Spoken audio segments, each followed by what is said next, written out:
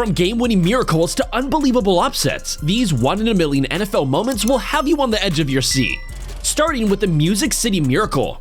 It was January 8th, 2000, and the Buffalo Bills were playing the Tennessee Titans in a playoff game. The Bills had just taken the lead with only 16 seconds left in the game, and things were looking pretty bleak for the Titans. But then something absolutely insane happened. The Titans received the kickoff, and instead of running the ball, they passed it backwards across the field to a player named Kevin Dyson.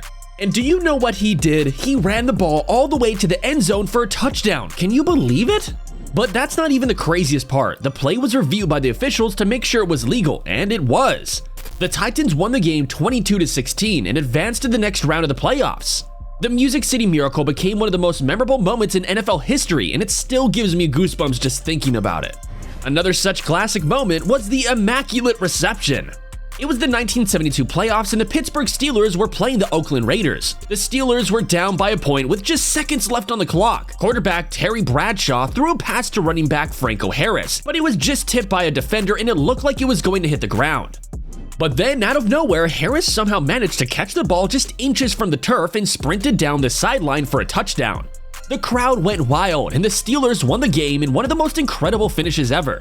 To this day, people still argue about whether or not this catch was legal, but one thing's for sure, the Immaculate Reception is a moment that NFL fans will never forget.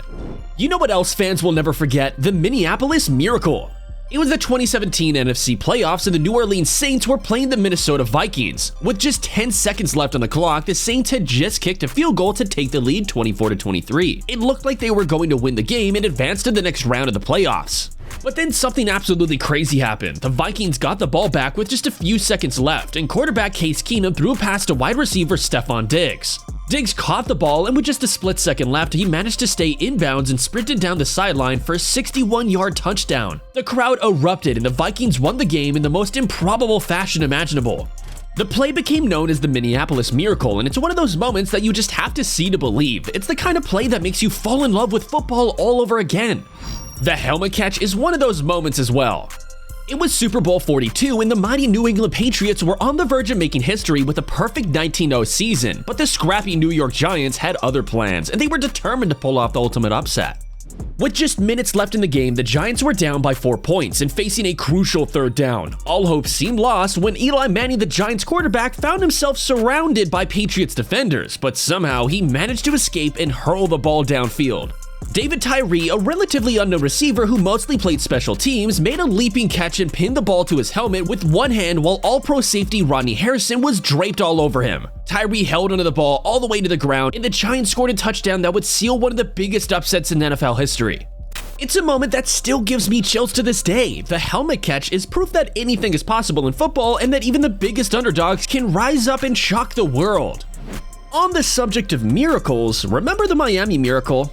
It was December 9th, 2018, and the New England Patriots were playing the Miami Dolphins in what should have been a routine win for the Patriots. With just seconds left on the clock, the Patriots were up by 5 points, and it looked like the game was all but over.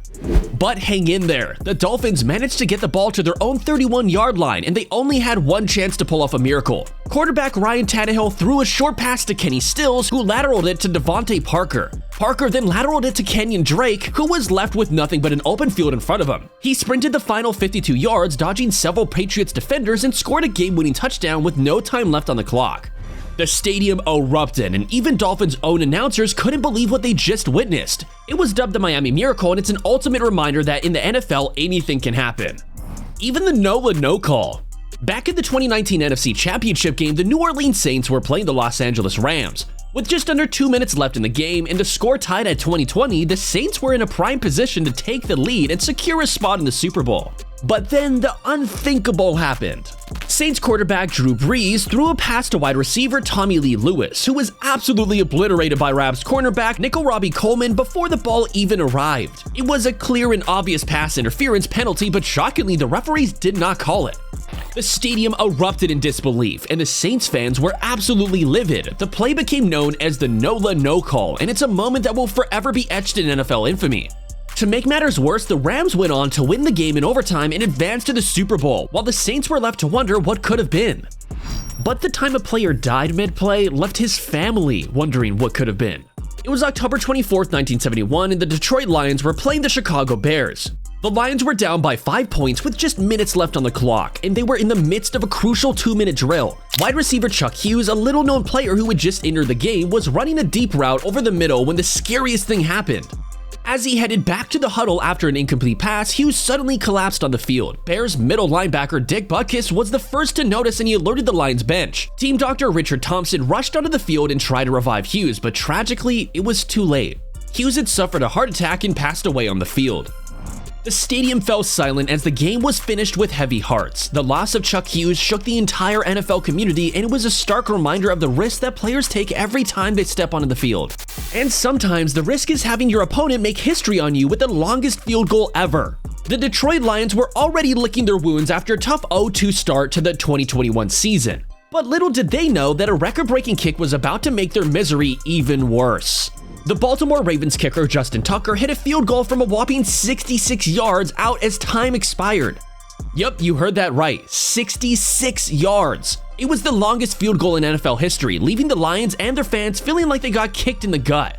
And here's the kicker, no pun intended, no one has ever come close to breaking that record since. Looks like Tucker's got the golden boot for years to come. However, Vander Yacht might have the record for the worst missed goal.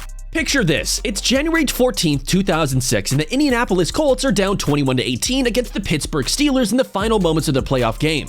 The Colts have the ball, and quarterback Peyton Manning is doing what he does best, leading his team down the field on a last-minute drive. With just seconds left on the clock, the Colts have a chance to tie the game with a field goal attempt. Enter kicker Vander, who was known for being one of the most accurate kickers in NFL history. The crowd is on the edge of their seats, tension filling the air. Vander lines up for the kick, swings his leg, and misses. The ball sails wide right, leaving the entire stadium stunned. The Steelers hold on for the win, and the Colts season comes to an abrupt and shocking end. The thing is, Vander had been nearly automatic on kicks during his career, so this miss was especially jaw-dropping. And finally, the absolute once-in-a-lifetime catch that was dubbed the Miracle at Meadowland. It was the game between the Philadelphia Eagles and the New York Giants, and the Eagles were down 17-12 with just 31 seconds left on the clock. The Giants had the ball and just needed to kneel in to run down the clock and seal the win, but as fate would have it, Giants quarterback Joe Pisarcik botched the handoff to his running back Larry Csonka, and the ball popped loose. In swoops, Eagles cornerback Herman Edwards picks up the fumble and runs it back 26 yards for a touchdown. The crowd goes wild. The Eagles win 19-17, and the Miracle at Meadowlands is born. So which one of these was the rarest? Comment down below.